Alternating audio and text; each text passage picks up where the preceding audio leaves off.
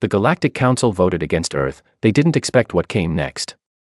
Part 1. The verdict at the edge of the void. The chamber was cold. Not the kind of cold that comes from bad heating or a forgotten thermostat.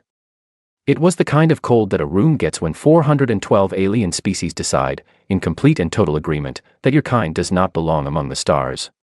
It was the cold of a decision that has already been made before anyone in the room said a single word. The kind of cold that settles into the walls and the furniture and the air itself, so that even breathing feels like swallowing something final. I sat in the gallery and I watched it happen. My name is Laura Haynes. I am 34 years old. I speak 19 languages, including 4 that did not originate on Earth. I am a linguist, not a soldier, not a diplomat, not a negotiator. The Galactic Council gave me a single observer seat in the gallery because they considered me the safest possible version of a human representative. A note-taker. A translator. A face for the record. Someone who would sit quietly, absorb the proceedings, and carry the news home without making a scene. They were right about the last part. I did not make a scene. I sat in my assigned chair, which was smaller than it should have been because whoever designed the observer gallery had not built it with human proportions in mind, and I watched everything. The chamber itself was enormous. It was carved from black stone that had been brought, I had read, from a dead planet in the outer systems, a world that had been stripped of everything useful and then preserved as a source of building material for the Council's main station. The stone absorbed light rather than reflecting it. It made the room feel deeper than it was, like the walls were not walls so much as edges of something larger that extended beyond sight. The delegates sat in curved rows that stretched upward in a bowl shape, each section glowing softly in the light frequency of that species' home star. Blues and deep reds. Cold purples. One section burned a pale green that hurt to look at directly, and I had learned in my 3 weeks on the station to keep my eyes moving when I passed the VEF delegation. They were a species whose visual communication operated on frequencies that the human eye was not designed to process comfortably, and too much direct attention left a faint headache that lasted hours. Presiding Chair Orenville stood at the center of the chamber floor. She was nearly 3 meters tall, with a narrow body and 4 arms that moved independently when she spoke, each one gesturing in a way that added layers of meaning to her words, layers that the translation technology flattened entirely, which I always found frustrating and which the other delegates probably found reassuring, since they could not afford to have nuance reaching the wrong ears. She had been running the Galactic Council for 60 years. She was careful, consistent, and deeply intelligent. She was also, in the most honest assessment I could make, genuinely afraid of us, and fear, in my experience, is the most reliable driver of catastrophic decisions that an otherwise careful person can have. She read the Edict of Containment in the primary galactic tongue first. Her voice carried through the chamber without a sound system, which was an architectural achievement I had spent 3 weeks not being able to explain. Then she read it in 12 secondary languages, each one bleeding into the next in the professional monotone of someone who has rehearsed a document until it has become nothing but sound. The translators broadcast simultaneously into every species-specific earpiece in the room, and my own earpiece delivered the words in flat, mechanical English, arriving just slightly after the original, like a shadow following a body. By order of the Galactic Council, assembled in full quorum, the species known as humanity, indigenous to the 3rd planet of the Sol system, designation Earth, is hereby subject to the Containment Edict, effective immediately upon the completion of this session. All faster-than-light capable vessels registered to Earth or its colonies shall be rendered inoperable by activation of the orbital inhibitor grid within 90 galactic standard hours. All colonial outposts beyond the Sol system shall be frozen at their current operational status. All trade and communications between Earth and Council member species shall be suspended for a minimum period of 5 galactic years, pending behavioral review. The vote count appeared on every screen in the chamber simultaneously. In favor, 412. Opposed, 0. Abstained, 1. I found the abstention marker immediately. Vorkai section, upper left. A species that looked like very tall, very thin creatures with silver eyes and a stillness about them that, in a human, would have read as controlled grief. I had eaten lunch near one of their junior delegates twice during my 3 weeks on the station. He had been polite, asked careful questions about human food, and had looked at me on both occasions with an expression I could not entirely read but had filed away as significant. He was the only delegate in the chamber who had made direct, sustained eye contact with me more than once. Around me in the gallery, the other observers were already moving. Journalists from non-member worlds pulled out recording devices. A researcher from the deafened system spoke rapidly into a small sphere that captured audio. Several other beings I had not identified shifted and murmured in the particular way of people processing the news value of what they were witnessing. One small gray-skinned creature whose species I had never managed to identify looked at me with something that, in the architecture of its face, appeared to be sympathy. I did not need sympathy. I needed 30 seconds of open communication before the blackout began. I had already written the message. 7 characters. I had written it the night before, because I had known, not suspected, not feared, but genuinely known, how this vote would go. The council had been building toward it for 2 years. Every trade dispute, every border incident, every leaked memo about human expansion patterns and human development rates and human general refusal to slow down when politely asked, all of it had been pointing in one direction. I had said so, in writing, to the people who sent me here. They had hoped I was wrong. I had hoped they were right. Neither of us got what we hoped for. I opened my communication device under the edge of the gallery railing where it would not be visible to the observation cameras. I typed the word and sent it through the still open channel to Earth on the fastest relay I had access to. Adapt. For seconds later, the channel closed with a sound that my earpiece rendered as a soft click. The chamber emptied with the particular efficiency of a place that has just completed something and wants to move on from it. Delegates filed out in species-specific rhythms, some in orderly lines, some in loose clusters, the VEF delegation moving in their characteristic perfect unison that never failed to make the back of my neck tighten. No one in the departing procession looked at me. I was, as far as the Galactic Council was concerned, already a figure from a closed chapter. The last human in these seats for at least 5 years.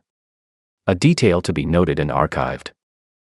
I stayed in my chair long after the chamber lights shifted back from their executioner's blue to a neutral white. I sat there and I thought about what had just happened, and I did it without anger because anger was not useful here and because I had spent enough years studying power to understand something important. The council had not done this out of cruelty. They had done it out of the same impulse that makes a careful person move a candle away from a curtain. They had looked at humanity, our history, our speed, our refusal to stay within the boundaries that geography or tradition or good sense tried to place around us, and they had seen something that their models told them was dangerous. They were not entirely wrong. We are a dangerous species. We have always been a dangerous species. 10,000 years of our own history makes that absolutely clear. But what the Council's models had failed to include, what their commissioned data and their long reports and their 412 votes had not accounted for, was the other side of the same coin. The thing that is inseparable from what makes us dangerous. We survive. We adapt. We build. We break things and we fix them. We have lived through conditions that should have ended us, geological disasters, self-inflicted catastrophes, every form of internal conflict imaginable, and we came out not weaker but stranger. Harder in specific ways and softer in others. More creative in the precise and driven way that things get creative when the alternative is simply ceasing to exist. The Council had seen our wars. They had not asked what we built in the years between them. They had seen our expansion and called it aggression. They had not asked what we were looking for. They had looked at our past and made a prediction about our future. But predictions require complete data, and the data they had been given, I was already sure of this, though I could not yet prove it, was not complete. It had been shaped. Curated. Offered to the Council by someone who needed the conclusion it pointed toward. I stood up from my seat. My footsteps were the only sound in the empty chamber. I walked to the observation window at the back of the gallery and looked out at the dark and the stars, a view the station offered in every direction, a constant reminder of the scale of what had been built out here over centuries by species who had managed to stop pointing weapons at each other long enough to build something worth protecting. Somewhere in that direction, past several layers of space I was not currently permitted to travel through without authorization, was Sol. And past it, barely a notation on the galactic map, was Earth. I thought about the word I had sent. Adapt. And I smiled, standing there alone in the empty gallery with the stars outside and the cold stone behind me, because the 412 delegates who had just voted to contain us had not thought to ask the question that every single one of their behavioral models should have opened with. Adapt into what? They were going to find out. Part 2, What We Built in the Dark. 61 days. That is the amount of time it takes a species with our particular qualities, our specific combination of engineering creativity, diplomatic stubbornness, and the kind of productive desperation that comes from having no acceptable alternative, to completely rearrange the strategic landscape of a situation that was designed to have no solution. I know this number precisely because I spent those 61 days on the council station, technically free, technically an observer, technically a person of no particular significance, while the people back home got to work. The communications blackout was real and absolute. I had no way to contact Earth and Earth had no way to contact me. What I knew about what was happening at home, I knew the same way a person knows a fire is burning somewhere nearby, not by seeing the flame, but by reading everything around it. The smoke, in this case, was the behavior of the council delegates. But let me tell you what I learned later. What was reconstructed for me through reports, testimony, and the personal accounts of the people who were in the rooms where the decisions were made.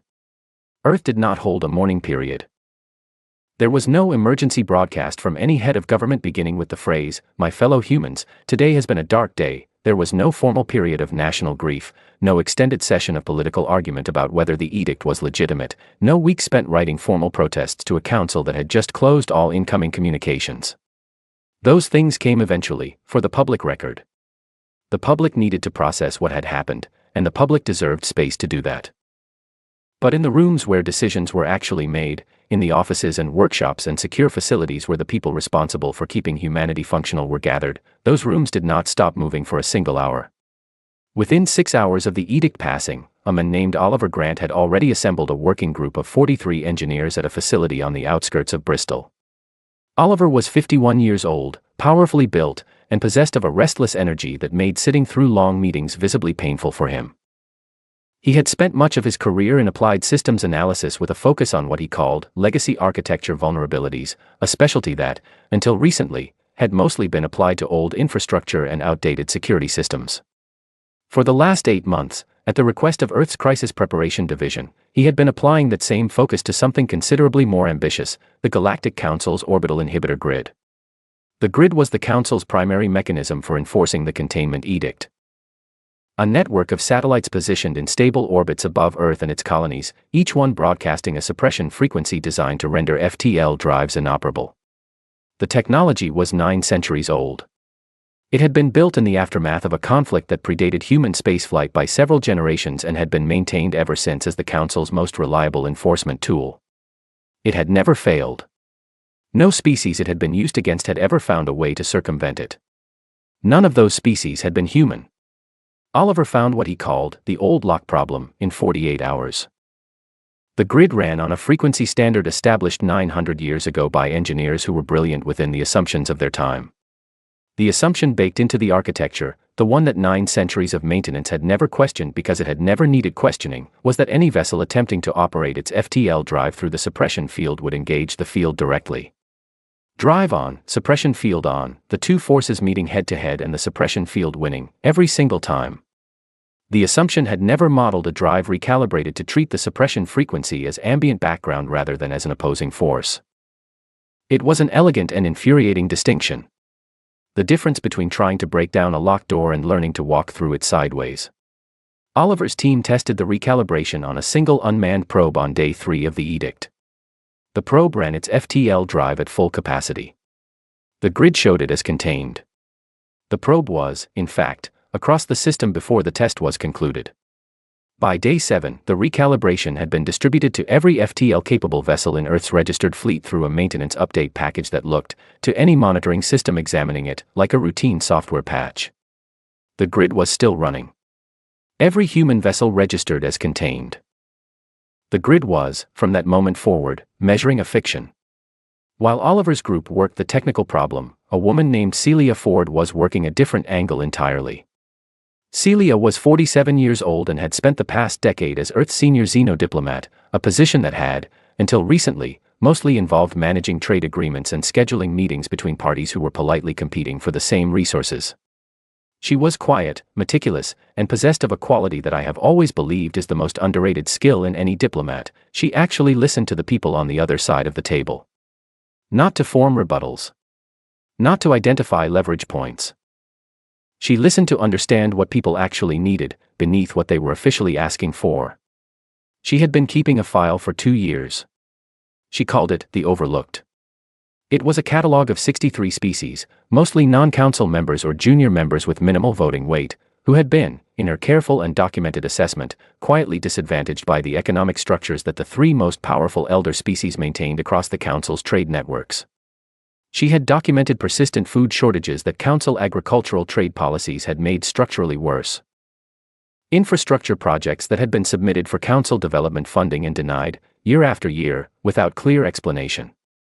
Medical technologies that Earth had developed, tried to license to developing worlds at reasonable rates, and been blocked from selling because those technologies competed with products the elder species controlled. 63 species. 63 sets of needs that were not being met by the system currently in place. When the edict passed and the communications blackout sealed Earth off from the council's network, Celia Ford opened her file and looked at it for a long time. Then she said to her assistant, a young man named Peter Cole, who later described this moment in several interviews as the one that reframed his understanding of strategy entirely, "We have been waiting for the wrong thing. We have been waiting for the council to give us permission to grow. We should have been building the reasons for other people to want us to." The human colonies had gone dark on council sensors starting on day 9. Not because they had been shut down. Not because Earth had accepted the edict's terms.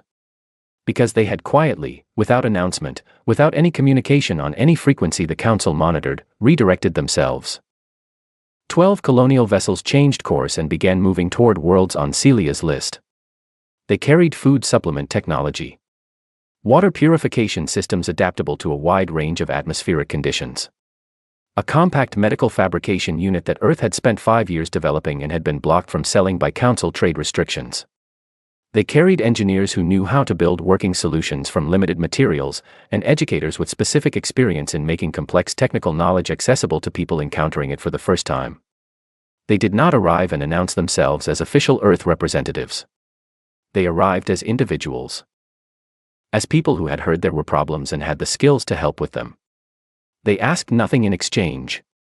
They set a timeline of 2 to 3 weeks per location and they worked. That detail, the asking for nothing up front, confused every species they visited more than anything else they did. On day 14, the government of a small world called Vethraminer, dealing with its 3rd consecutive season of protein crop failure, sent a carefully composed message to their council representative asking why a group of humans had spent 6 days repairing their primary irrigation network and then left without presenting a cost statement or trade proposal. The council representative reviewed the communication twice before responding that she did not have an answer. On the station, I knew none of this. What I had was what I could observe directly, and what I could observe was the behavior of the people around me. I was housed in the station's long-term visitor wing, a section of the station designed for delegates who stayed for extended periods, which meant private rooms, access to the common areas and library, and a level of daily comfort that made it easy to forget, on a surface level, that I was here under constraint. I was not confined to my room. I was not prohibited from most areas. I had access to the station's public library communication terminal, approved for research use, and I was monitored the way someone is monitored when no one expects them to do anything worth watching. I spent those 61 days learning the station the way I learn languages, systematically, from the structure outward, finding the logic beneath the surface and following it to its edges. I learned the shift rotations of the maintenance staff. I learned which corridors had full camera coverage and which had long-standing blind spots that showed up in the maintenance request logs as pending repair budget approval, a phrase that appeared, I noticed, with remarkable consistency in facilities run by large organizations that had stopped worrying about details. I learned the informal meeting points that senior delegates used when they wanted to talk without a record, and I learned them by watching where people went when they thought no one was tracking them. On day 22, the Vorkai delegate who had cast the single abstention vote sat across from me in the station library and spoke without looking up from his reading screen. He kept his voice low and consistent, the way someone speaks when they want to appear to be talking to themselves. "You are being watched more carefully than you realize," he said. "Not by the security staff. By the delegates. They are trying to understand how your species responds to this kind of pressure." "What are they expecting to see?" I asked, keeping my own eyes on the historical text in front of me. "Fear or aggression? Those are the frameworks they have models for. Fear produces compliance or withdrawal. Aggression produces escalation that can be contained by further force. Both outcomes are manageable." A pause. "They do not have a model for what you are actually doing." "I am reading," I said. The Council's historical archives are excellent. Very thorough documentation of how the major decisions of the past 9 centuries were made. Velkan, I had learned his name through patient cross-referencing of public delegate rosters, said nothing for a moment. Then, still without looking at me, he said something that took me days to fully understand. I voted to protect you, he said. You do not know how many petitions for a response far more permanent than containment were filed in the 18 months before this edict. The edict was the result that the moderate voices in this council fought for. I want you to be aware of what the alternative looked like. I absorbed that. I did not let it reach my expression. Thank you, I said. He nodded once, the slight forward movement of the Vorkai head that serves the same function as a human nod, and returned to his reading. I thought about what he had said for days afterward. Not with fear, I had already moved past the point where fear was useful, but with a recalibrated understanding of the forces at work in that chamber. The 412 votes had not all been equal. Some of them had been votes of genuine conviction. Some had been votes made under economic pressure from the 3 elder species whose trade networks touched nearly every council member. Some had been votes cast by beings who received the aggression index data, assessed it in good faith, and concluded that containment was a responsible response to a real problem. And some had been votes cast to prevent something worse. The council was not one thing. It was 412 things, each with its own history and its own fears and its own calculation about what survival required. That complexity was not a weakness, from where I was sitting. It was the most important thing I had learned in 3 weeks of watching, and it was the thing that made everything else possible. On day 61, I was eating alone in the station common room, a meal that consisted of the last of my brought-from-home supplies, which I had been rationing since week 2, when the alert lights shifted to yellow and stayed there. I asked a passing maintenance technician what had triggered the alert. She told me, in the half-distracted tone of someone relaying information they did not fully have the context to understand, that 3 human colonial signatures previously confirmed dormant had vanished entirely from the long-range sensor network. They were simply gone. Not disabled. Not responding. Gone.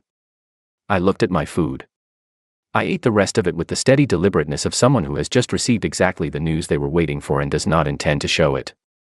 Then I went back to my room and sat for a while with the particular feeling that comes when you have committed to a direction without being able to see where it ends and the first landmark you were hoping for appears exactly where you calculated it would be.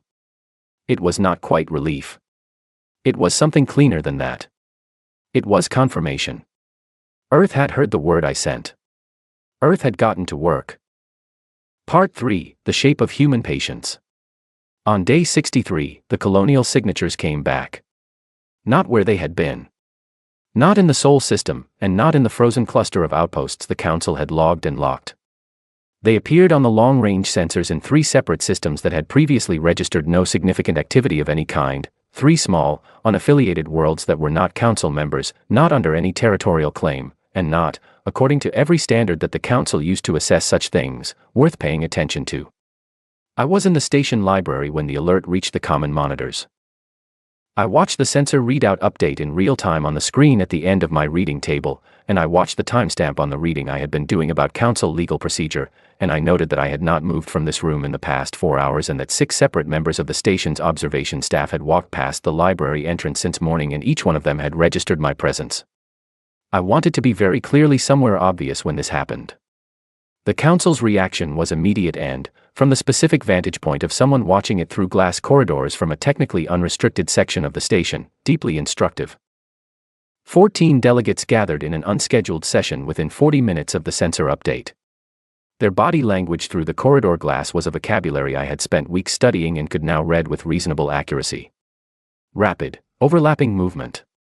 The physical equivalent of everyone trying to speak first. Followed by a sudden collective stillness, the kind that falls when one voice in a room says something that takes the weight out of the air and replaces it with the specific gravity of a new problem. I was summoned the following morning. The notice was written in formal Council language, delivered by an automated carrier system, and described the meeting as an informal clarification session. I appreciated that framing. It told me more about the Council's current confidence level than any direct statement could have.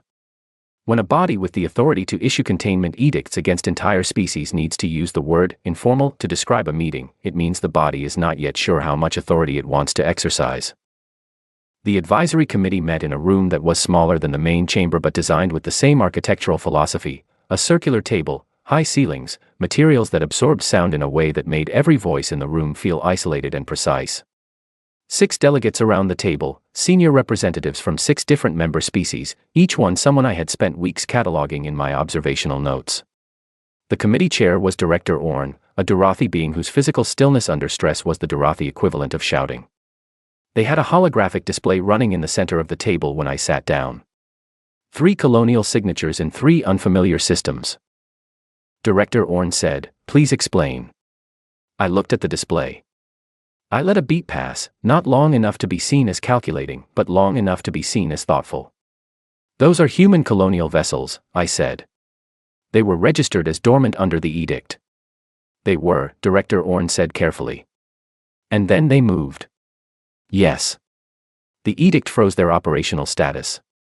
Earth read that as a prohibition on active resource extraction and infrastructure expansion. I met his eyes directly.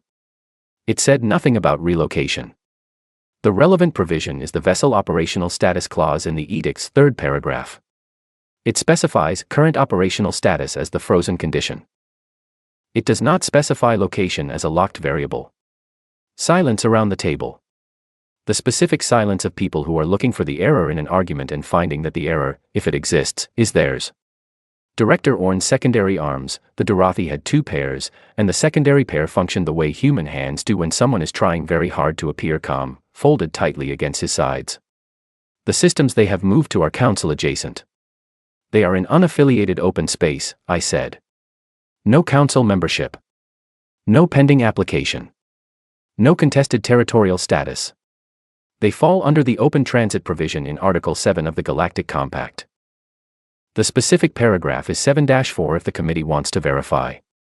The Cathori delegate, a thin, pale being with very precise movements, whose species was known throughout the council for documentation accuracy and a deep instinctive discomfort with procedural ambiguity, looked at her data screen, then at me, then back at her screen. Her lips, which Cathori used as a secondary precision communication instrument, made a small movement that translated approximately as, "The filing does not match the expectation." "They are providing material assistance to resident populations," she said. "Yes." "In exchange for what consideration?" I looked at her steadily. "Nothing," I said. "No trade agreement. No political alignment request. No payment structure. They are providing assistance because the resident populations needed it and Earth has the means and the people willing to do it." The Cathori delegate looked at her screen again. This was not, I assessed, because the screen had new information. It was because looking at the screen gave her a moment to process a result that her standard models had not produced. "That practice is not consistent with standard galactic trade behavior," she said finally. "No," I agreed. "It isn't." Director Orn set both pairs of hands on the table surface. "The Council will interpret this as a deliberate circumvention of the edict's intent." "The Council is entirely entitled to its interpretation," I said. "But intent is not a legal standard. The edict is a document. What Earth has done is consistent with the document as written. If the Council intended to prohibit humanitarian assistance to unaffiliated worlds, that prohibition should have been written into the edict." I paused. "It wasn't. That is not an oversight on Earth's part." I waited a single beat, then added, "Earth is also prepared to discuss the evidentiary basis of the edict in any formal session the Council wishes to schedule. Specifically, we have questions about the methodology and sourcing of the aggression index cited in the preamble. We would find a transparent review of that data very helpful." It landed differently than anything else I had said. I was watching all 6 delegates when I said it, and the response was not uniform, which was the most useful thing about it. Director Orn's expression went to a controlled neutral that cost him visible effort. The Cathori delegate's screen-checking motion happened a fraction of a second too quickly. 2 other committee members exchanged a glance that was over before I could have pointed to it but that I had caught and filed. There was something in the data. There was something in the data, and at least some of the people in this room knew what it was. I thanked the committee for their time and walked back to my quarters at the ordinary pace of someone who had nothing to hurry toward. Over the next 2 weeks, the human presence in unaffiliated systems expanded. Not in a rush, in the careful, deliberate rhythm of something being built rather than something being deployed. 4 more vessels appeared in new systems. Then 3 more.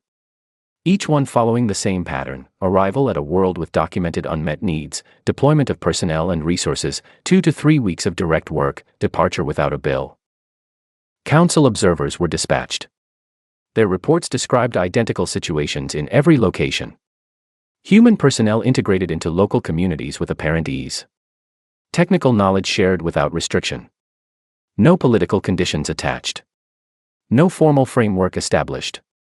Just people working alongside other people and leaving when the work was done. One of the observer reports found its way to me through Velkan, who had settled into a habit of leaving documents accessible on shared library terminals in rooms where I happened to be present. This particular report contained a note from the observing officer at the bottom of an otherwise standard field assessment. It read, "Subject: human personnel display no apparent strategic motivation for current activity. Behavior pattern is consistent across all observed locations and all observed personnel. Working hypothesis: the assistance itself is the strategy." I read that line several times. Then I sent a message to Velkan on the library's internal system that said only, "Your observers are catching up." His reply arrived 3 hours later: "They always have been slower than they think." The Council's public communication networks, which I had limited access to through the library terminal, were beginning to carry something new. Not from Earth, we still had no outgoing communication, but from the species that Earth's teams had been visiting. Small transmissions. Brief official reports to Council representatives from minor world governments. The language in them was carefully neutral, as such things always are, but the content was not neutral at all. A report from the Vethra minor government described human assistance as substantive and without condition. A report from a world called Cathis 4 used the phrase technical cooperation freely given. A third, from a system I had to look up because I had not encountered it in any of my research, contained a single sentence that stood out from the rest of the formal language around it. The humans asked only whether the work was done well. I spent an evening in the library reading every one of those reports that had entered the public record. There were 11 of them by that point. They were not dramatic. They did not celebrate Earth or describe humanity in elevated terms. They were the dry, factual dispatches of small governments reporting to a larger body about events that had occurred in their territory. But each one of them, in its quiet and careful way, was saying the same thing. Something happened here that we did not expect. And it was good. I thought about Velkan's first warning to me, that the Council was watching to see how humans responded to the edict. Fear or aggression? Both manageable. I thought about what they were seeing instead. A species that had been told it was contained, that its ships were locked and its trade was suspended and its expansion was stopped, and that species had responded by going very quiet and then reappearing in places no one had planned for, doing things that did not fit any model for how a contained species behaves. Not fighting. Not fleeing. Not collapsing into itself. Just showing up, helping, and moving on. The Council did not have a model for that because, in 900 years of managing galactic relations, they had never needed one. No species in their history had responded to containment by treating it as an opportunity to demonstrate something. On day 72, a delegate from a mid-sized Council species called the Theron approached me in the station common room. Not Velkan. Someone I had never spoken with directly, a being whose name I recognized from the delegate registry but who had given no particular reason to stand out in my observational notes. She sat across from me and looked at me for a moment before speaking. "We voted yes to the edict," she said. "I want you to know that. And I want to say that I voted yes because the data we were given indicated a real risk." I said, "I understand. I am reading the reports from the unaffiliated worlds," she said. "I have been reading them every day." She paused. "We were told that your species defaults to resource acquisition in all expansion contexts. That every engagement is ultimately transactional." "Yes," I said. "That is what the aggression index shows. The reports do not support that characterization." I looked at her steadily. "No," I said. "They don't." She looked down at the table between us for a moment, then back at me. "I cannot undo my vote," she said. "But I wanted you to know that I am paying attention." She stood and left before I could respond. I sat with that for a long time. Not with triumph, there was nothing triumphant about a delegate regretting a vote that had already passed. But with the particular awareness of a shift happening in the right direction, one person at a time, in the way that all real shifts eventually happen. On day 78, Director Orn called another session. This one was not informal. Senior security staff were present. 3 representatives from the Elder Council species sat in the elevated observer positions usually reserved for the presiding chair's advisory staff. The room had a quality to it that I recognized from previous experience with institutional power, the particular heaviness of a space where the decision has been made before the meeting opens and the meeting exists to announce it rather than reach it. The Galactic Council had authorized deployment of the Pale Armada. 72 warships. Assembled from the combined military assets of the 12 most powerful Council species, maintained as a permanent deterrent force, never deployed in its full strength since the conflict that had originally created it 3 centuries ago. It was the Council's most absolute response to a problem it had decided could not be managed by softer means. They were sending all of it to Earth. I sat with that information for a long moment after Director Orn finished speaking. 72 ships.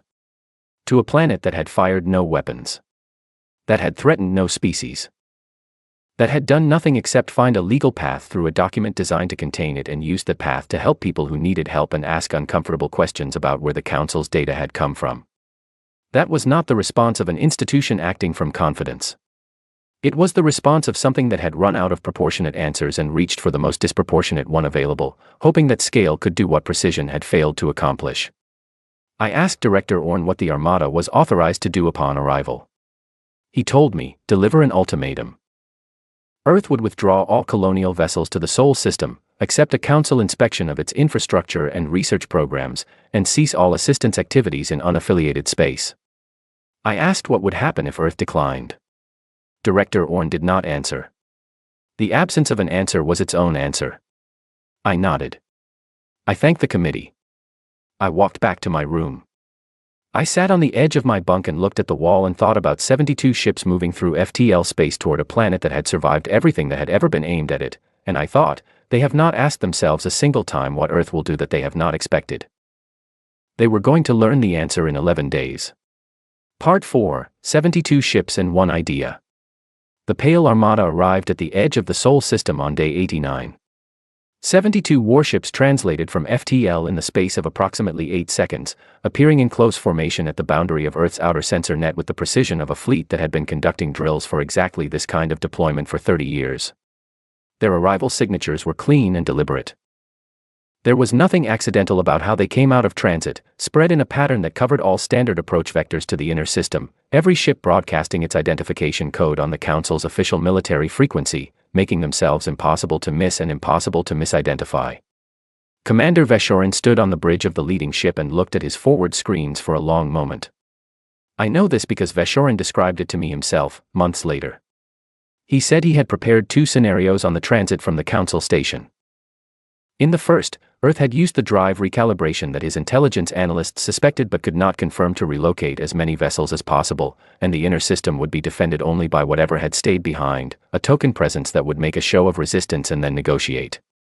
In the second, Earth had managed to concentrate its ships from the unaffiliated systems into a defensive formation that would make the ultimatum delivery costly and complicated. In both scenarios, the Sol system would be largely empty.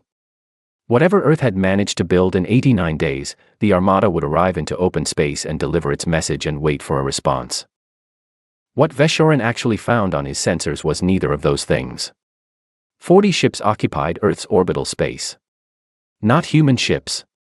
Ships from 40 different species, every single one of them a world that had appeared on Celia Ford's list, every single one of them a place where a human colonial vessel had spent 2 to 3 weeks in the previous 2 months repairing something that was broken. They were not arranged in any combat formation. They were not at combat readiness status. Their weapons systems, his sensor team confirmed within 60 seconds, were either minimal or entirely absent. They were vessels of the kind that mid-sized unaffiliated species used for trade and inter-system communication, practical, well-maintained, completely unsuited for any kind of engagement with a military fleet. They were there for the same reason that people stand outside a building when they want everyone to know what is happening inside it. And they were broadcasting on every open frequency in the quadrant, in the primary galactic tongue and in 14 secondary languages, a message that repeated on a continuous loop. We are here as witnesses. What happens to Earth, happens in front of the galaxy. Veshorin said the bridge was silent for approximately 4 minutes. His senior tactical officer spoke first. She said, in the careful voice of someone who is reporting information that changes all of the parameters, "Commander, I have no engagement protocol for this scenario. He said, I know. Because there was genuinely no protocol for this. The Council had built the Armada as a deterrent and, if necessary, as an overwhelming force. It had wargamed every possible military scenario that could arise in the deployment against Earth. It had not wargamed a scenario in which the planet it was deploying against had, in 89 days, arranged for 40 unrelated species to park unarmed ships in its orbit and tell the rest of the galaxy to watch. If Veshorin fired on Earth, he would be firing in front of witnesses from 40 species that had recently received direct, personal help from the planet being fired upon. He would be firing while every listening post in the quadrant captured the event. He would be doing something that the Council had authorized in a closed chamber, surrounded by its own certainties, and it would happen in front of every species that had ever privately wondered whether the Council's version of justice was actually fair. He opened a communication channel to Earth. The person who answered was a man named Alan Cross. Alan was 62 years old, broad-shouldered, with gray hair that he kept short and a voice that had the particular quality of someone who has spent decades explaining difficult things to tired people and has learned that patience and clarity are not the same thing but both are necessary. He had spent most of his career managing large-scale food distribution logistics for Earth's most resource-stressed regions. He had been brought into the crisis team because someone recognized that the skills required to keep millions of people fed through a drought year, the ability to manage constraints creatively, to maintain calm in high-pressure situations, to find practical solutions to problems that seemed impossible from a distance, were exactly the skills required for what was happening now. He said, "Commander, we are very glad you've arrived. We've been hoping for the opportunity to speak with you directly." Veshorin said, "I have been authorized by the Galactic Council to deliver a formal communication. And we will absolutely receive it," Alan said.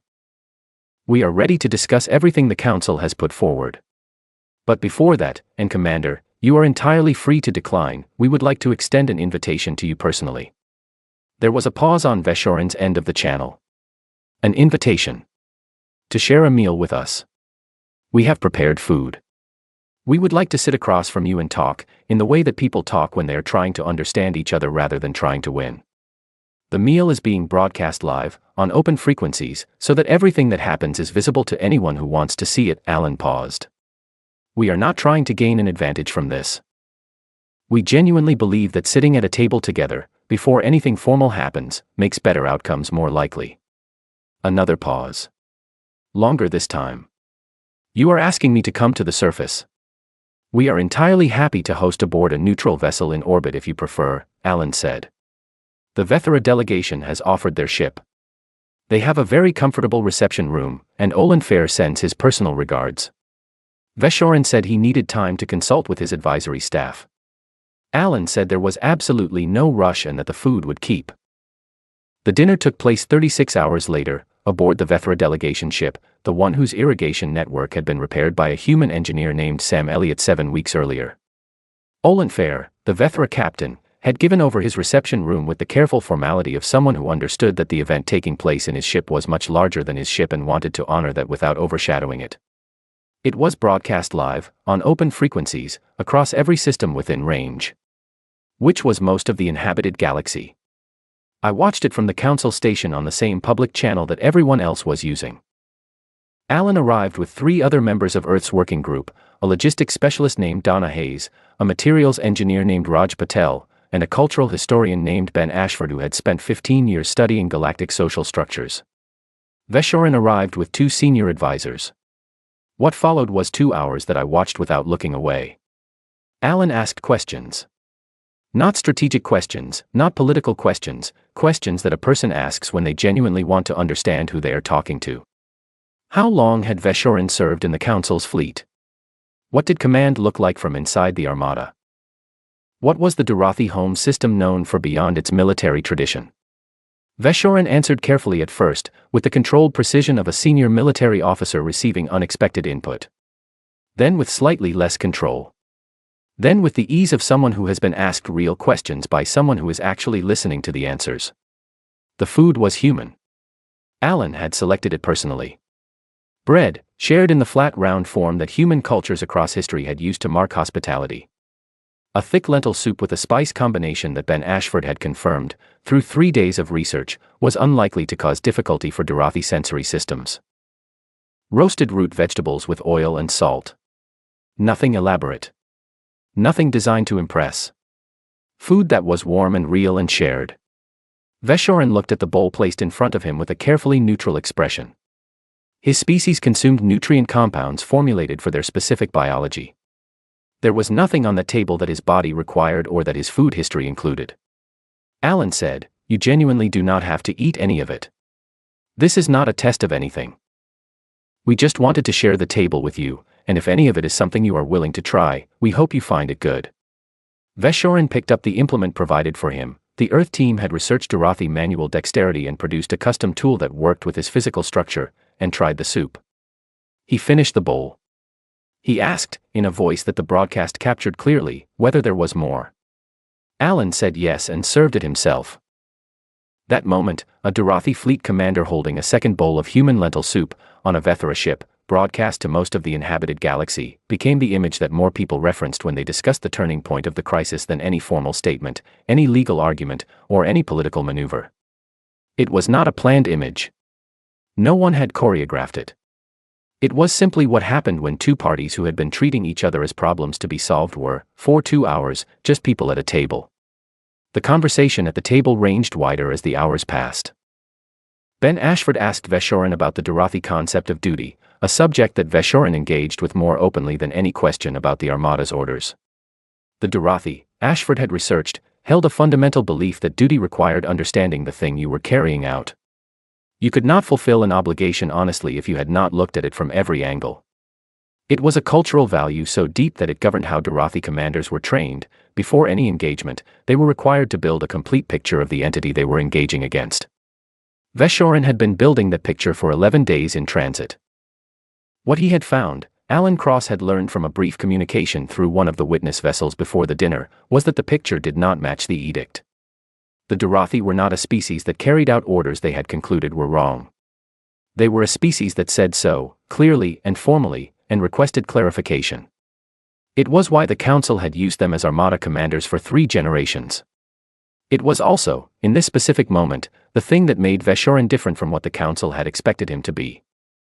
Somewhere in the middle of the second hour, Donna Hayes, the logistics specialist, quiet through most of the meal, asked Veshorin a question that the broadcast captured and that was later, in multiple assessments of the dinner, identified as the pivot point of the entire conversation. She asked, "What would you have done if we had not been here?" She meant the 40 ships. The witnesses. Veshorin was quiet for a long moment. His 2 advisors did not look at him. He did not look at them.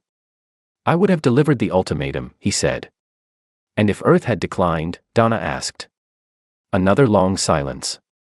"I do not know," he said. "I had not fully decided."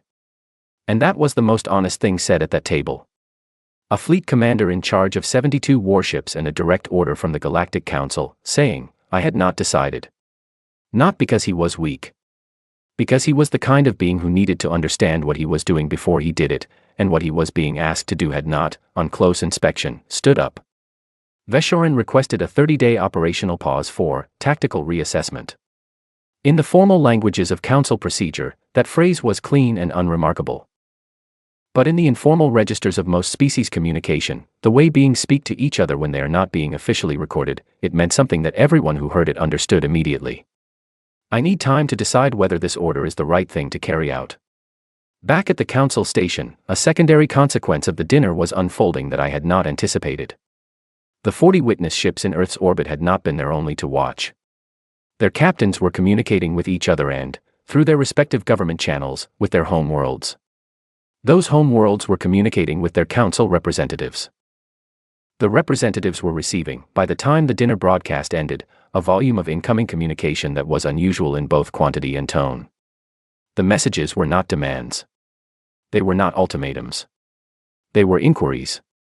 Careful, formally worded inquiries asking Council representatives what the current legal status of Earth was, what the basis of the edict had been, and whether the Council had considered that the species whose irrigation networks and food systems had been repaired in the previous 2 months might have a perspective on the matter that had not been included in the original proceedings. 412 votes had sealed the edict. The process of unsealing it had just begun in the communication inboxes of 412 delegate offices. On the council station, the broadcast had been cut from the official council screens within the first 20 minutes by the media management staff. But the delegates had their own devices and their own access to public channels, and they were watching. I knew they were watching because the station common areas, normally at low population in the evening hours, were crowded with beings gathered around screens, talking in the low urgent register of people whose predictions have stopped matching reality. I went to the observation deck. I stood at the window. Velkan came and stood beside me a few minutes later, which had become a habit between us that neither of us had formally acknowledged. "Your planet invited the Armada commander to dinner," he said. "Yes." "And he accepted." "He did. And now he is requesting a 30-day pause because of what appears to be lentil soup." I smiled at the stars outside. He seemed to like it. Velkan was quiet for a moment. "The chair has called a closed emergency session," he said. "You are not invited to attend."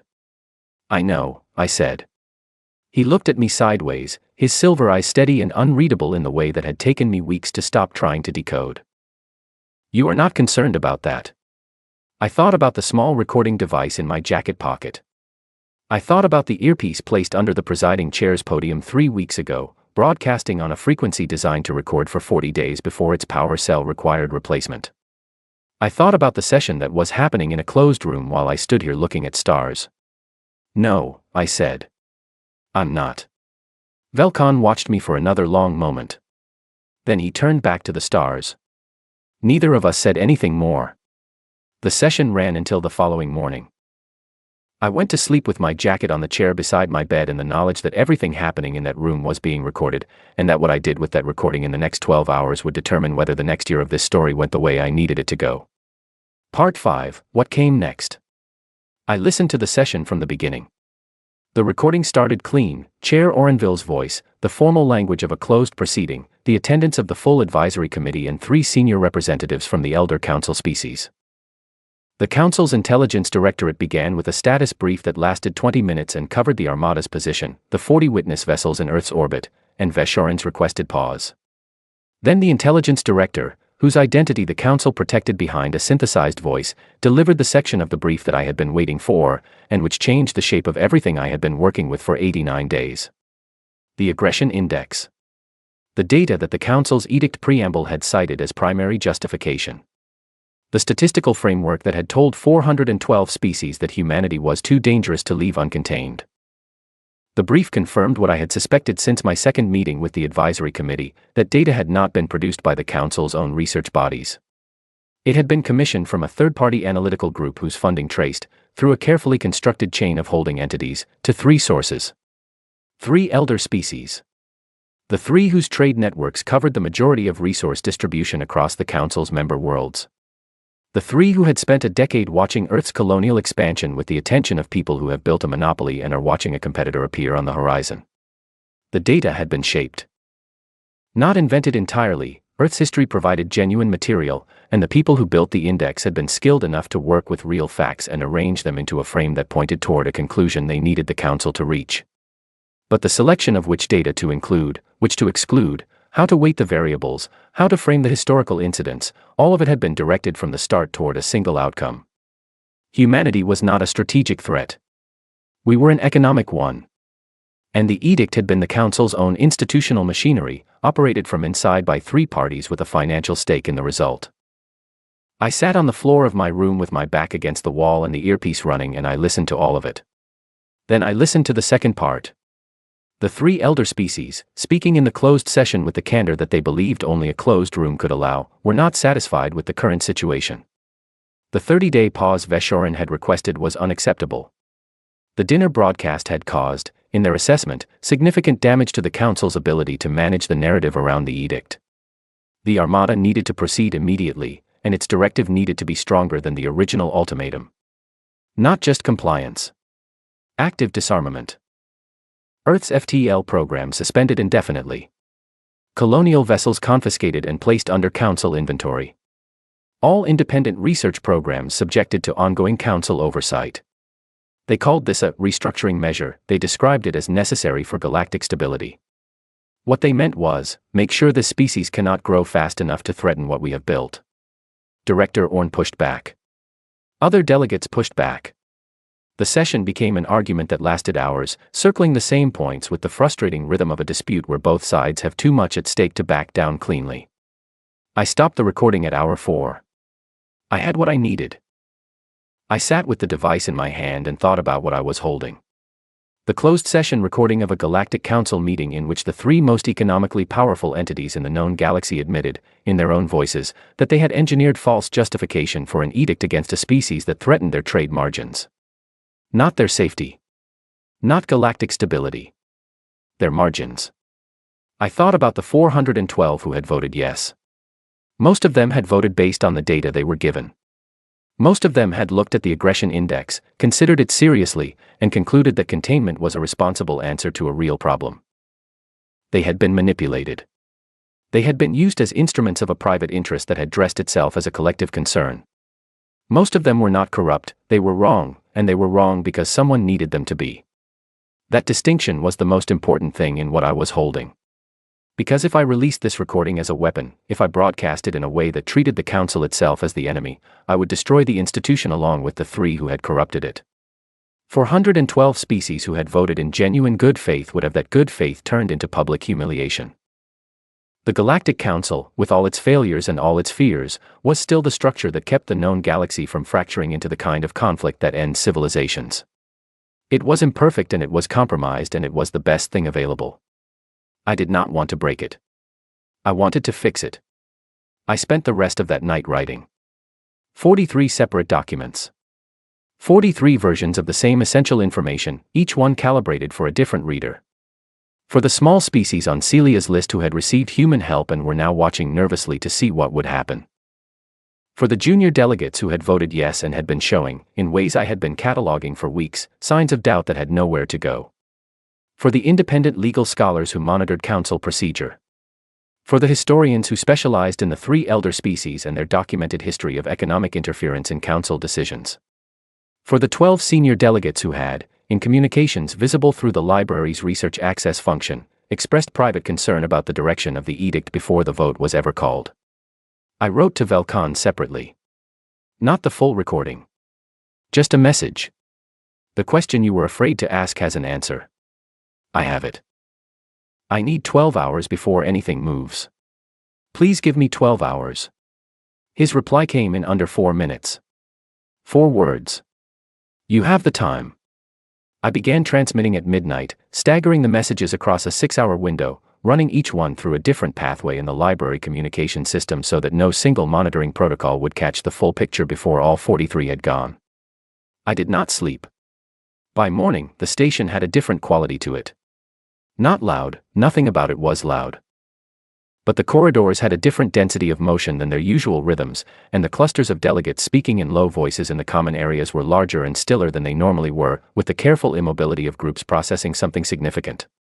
At 9 in the morning station time, 17 species issued simultaneous formal statements to the Council's public record. Each statement contained substantially the same text. In light of newly available evidence regarding the sourcing and methodology of the aggression index cited in the containment edict, this delegation formally withdraws its support from the edict and requests an immediate independent review of the underlying data and its origins. 17 in the first hour.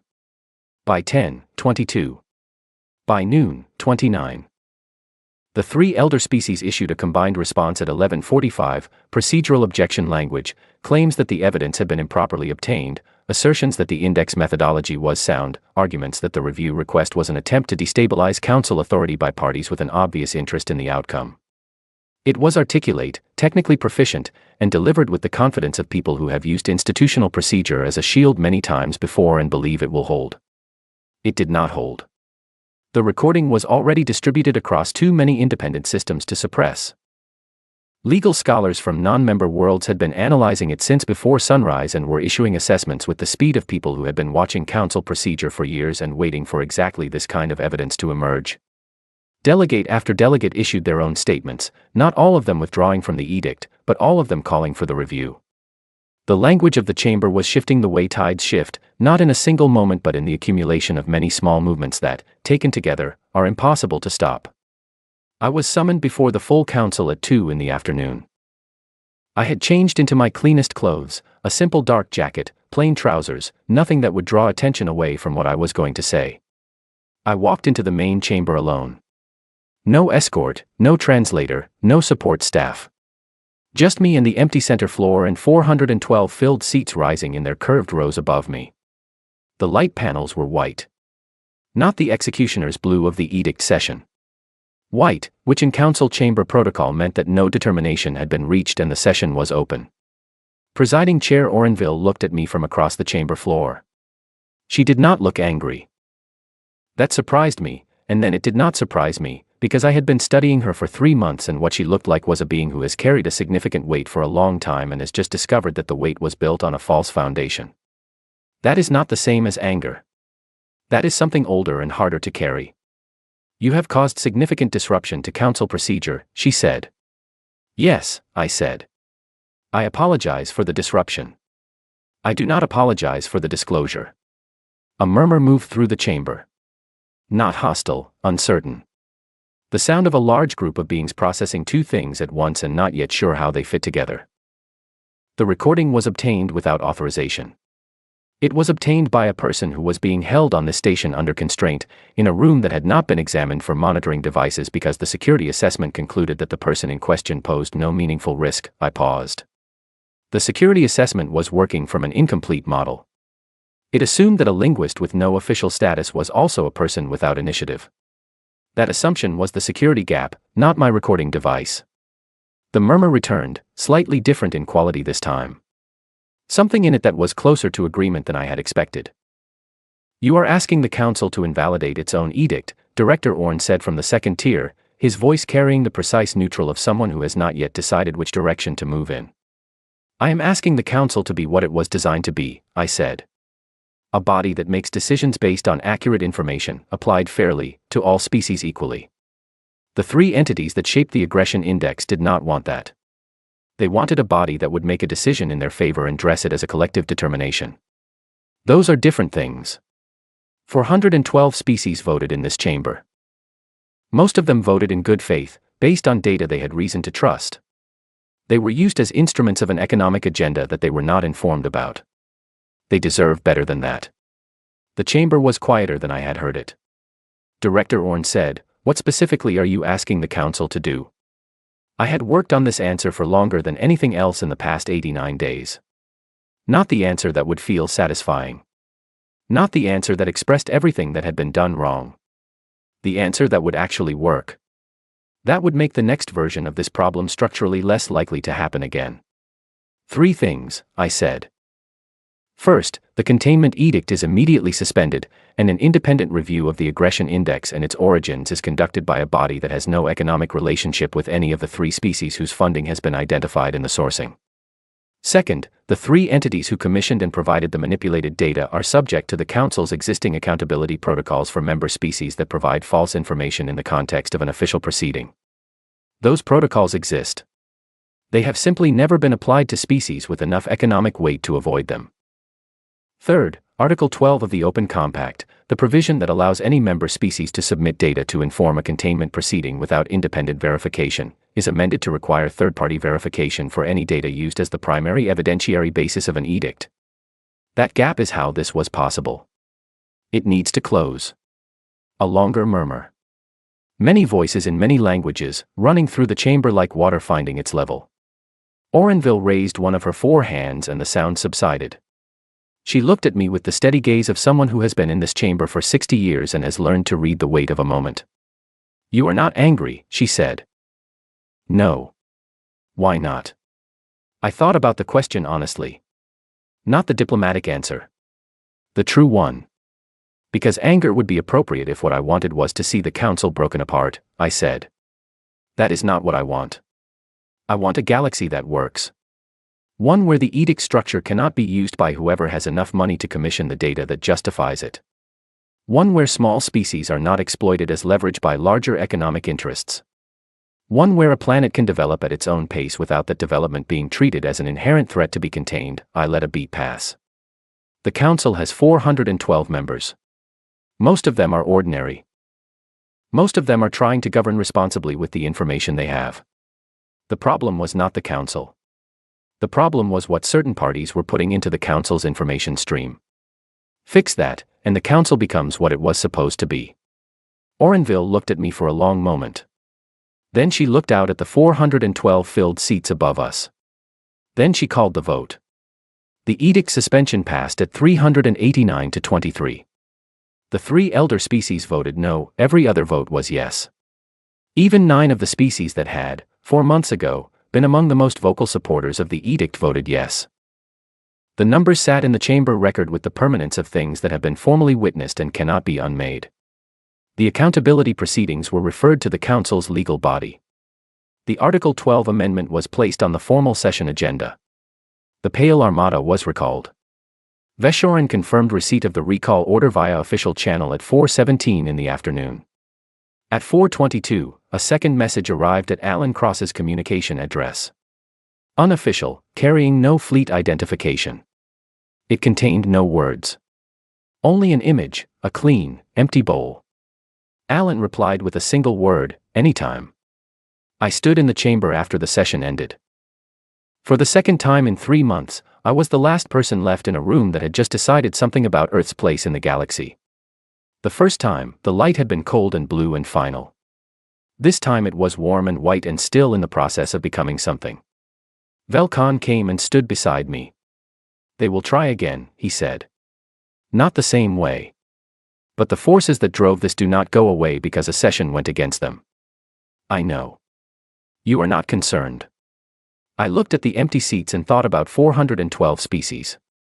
Most of them ordinary. Most of them trying. Most of them capable of being used badly and also capable of choosing differently when they had real information to work with. You know what is interesting about a galaxy full of different civilizations, I said. Tell me. Most of them are dealing with the same fundamental problems. How to distribute resources fairly. How to make collective decisions that don't get captured by whoever has the most money. How to build systems that work for everyone in them rather than only for the people who designed them. Humans have been working on those problems on one planet for 10,000 years. We made every possible mistake. We caused enormous harm along the way. But we developed every approach that has ever been tried, every framework for power sharing, every method for institutional accountability, every type of structural design for keeping concentrated interests from determining collective outcomes. I paused. The Council is 900 years old. It has never had a member with 10,000 years of case studies in exactly this problem. Velkan considered this carefully. Is that supposed to be reassuring? I turned from the chamber and walked toward the door. Honestly, I said, a little. 6 months later, Earth tabled the Open Compact restructuring proposal. A new oversight body, equal representation regardless of economic size, mandatory evidentiary review for any data underpinning a containment proceeding, third-party verification required for all formal edict submissions. The vote was 394 to 18. I was not in the chamber. I was on a transport heading home, watching the result arrive on a small screen in my cabin. Flat text, official transmission formatting, completely unadorned. 394 to 18. I put the screen down. Outside the window, the stars moved past in the easy drift of a ship going somewhere at a speed slow enough to watch. I thought about the word I had sent 89 days into this. 7 characters, sent through a closing channel, the last communication before the blackout. Adapt. Earth had adapted into exactly what it had always been, given enough room to be it, stubborn, creative, generous in the specific way that creatures become generous when they understand how much surviving difficult things costs, and how unnecessary it is to let others face those costs alone. Not perfect. Not without history. Not without the record of everything we had done to each other over 10,000 years of learning how power works. But also that.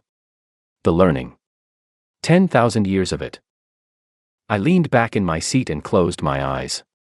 Somewhere ahead, still hours away by ordinary transit, Earth was doing what it always did, building, arguing, making mistakes, fixing them. Going about the ordinary complicated business of being itself. The most statistically anomalous species in the known galaxy. The only civilization anyone had documented that looked at a cage and spent 89 days turning it into a door. I thought about Velkan's question on the observation deck. About the 412 votes and the 3 elder species and the cold blue light of the edict chamber. I thought, the council voted against us. They voted with manufactured data and economic fear and the confident certainty of people who have never had to adapt because they have never faced what we have faced. They voted against us, and they did not ask what we would do next. What came next was this: we showed up. We fixed things that needed fixing. We sat at tables. We served soup. We asked questions about data sources. We built friendships in open space while a kill grid showed our ships as dormant. We stood in an empty chamber and told 412 species what their own institution was supposed to be. And then we went home. And we started writing the next chapter, which would be better than the last one, because that is the one thing humanity has always managed to do. The stars outside my window burned with the same indifferent permanence they had always had. They did not care about any of this. We did.